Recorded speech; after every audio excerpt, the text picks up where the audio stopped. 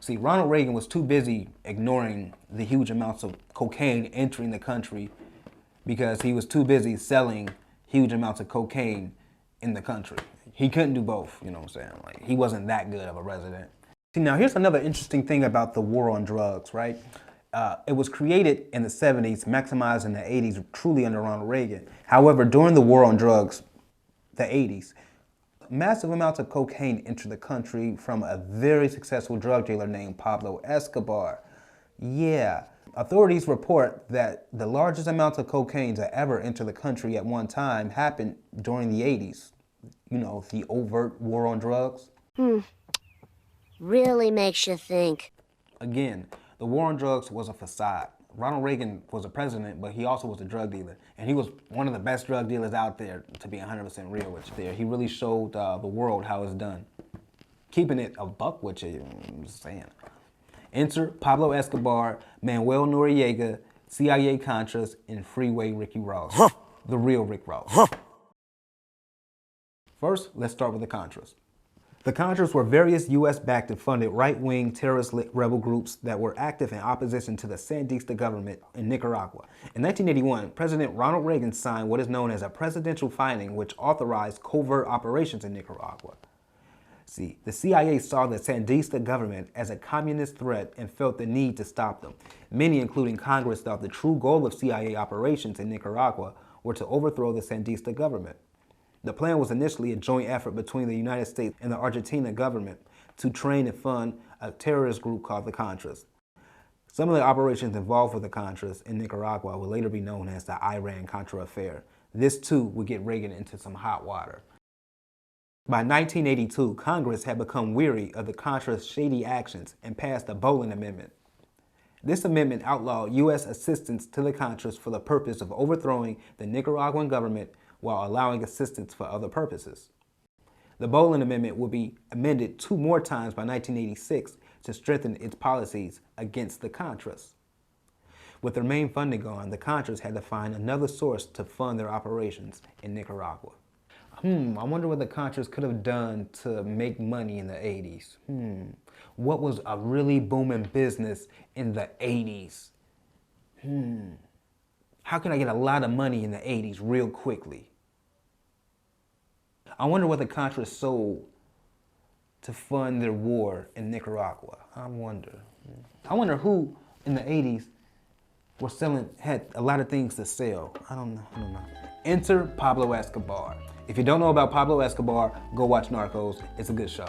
Pablo Escobar was one of the most successful drug dealers ever. He was a drug dealing billionaire. Figures reflect that during the 80s, you know, the overt war on drugs, Escobar shipped 12 to 15 tons of cocaine into the United States per day, making him a billionaire. Pablo Escobar was very successful at getting his drugs into the country. He capitalized on a new entry point to the United States, Mexico. By 1983, authorities knew to get anything into the country, specifically drugs, the port of Miami is probably where it's coming from. So Miami was a distribution point, and Miami became the hotbed of corruption. However, by 1986, this changed. Mexico became the entry point for smuggling drugs into the country. Mexico via Panama. So, who was running Panama at the time? Oh, that's right, paid CIA intelligence officer Manuel Noriega. They like, hey now. The real Noriega. Yes, Noriega was a snitch. He was working with the feds the whole time. Bro, what are you talking about, man? Manuel Noriega was on the CIA payroll as early as the 1960s.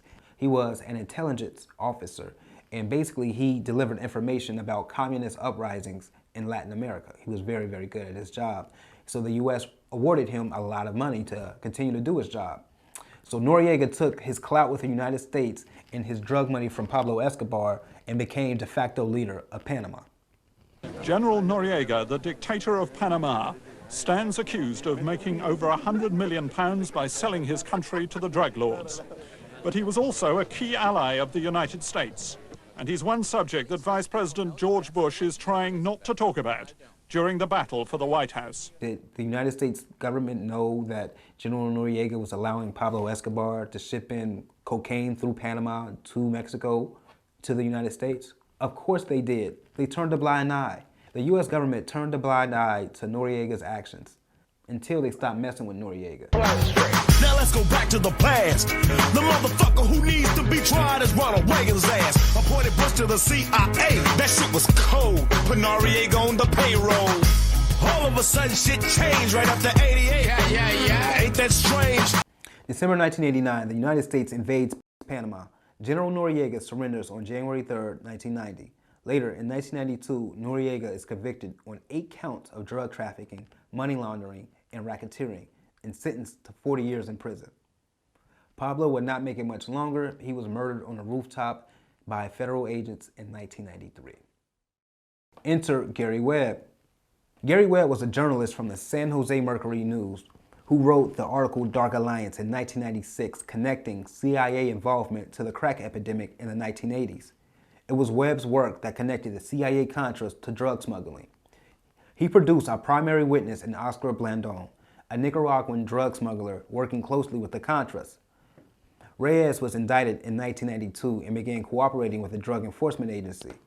It was his knowledge and testimony that aided in the capture and indictment of Freeway Ricky Ross, the real Rick Ross. Enter Rick Ross, the real Rick Ross. Successful U.S. drug dealer Freeway Rick Ross, the real Rick Ross, was indicted on the testimony of Blandon. Ross was a successful L.A. drug dealer reported to have earned over $500 million throughout the 80s and 90s. His book, Freeway, Cracking the System, details his life and subsequently his imprisonment. You know how they say that everybody has a purpose in life? Well, at one time I felt that selling cocaine was my purpose. We was starving, just looking for a way to succeed. The first time I seen rock cocaine was 1980. Webb's work was not well received, and he mysteriously shot himself twice in the head in an apparent suicide. Yes, the man who exposed the CIA for smuggling or supervising the smuggling of cocaine into the country killed himself. To Kill a Messenger was a movie based off Gary Webb's work that's definitely worth the watch. Check it out, it's on Netflix. The CIA's role and involvement in the smuggling of cocaine into the country was supervisors. They didn't do the direct selling, they just pretty much turned a blind eye and supervised the Contras who smuggled cocaine into the country. Now, the Reagan administration was very neglectful, or they knew about this and just didn't care. You mean to tell me that the President of the United States, whose Vice President, George H.W. Bush, a former CIA director, did not know huge amounts of cocaine was entering the country via Panama through Mexico by a former CIA intelligence officer? Come on now. You telling me they did not know? They were completely negligent of tons of cocaine moving through one particular area of the country. Stop the cap.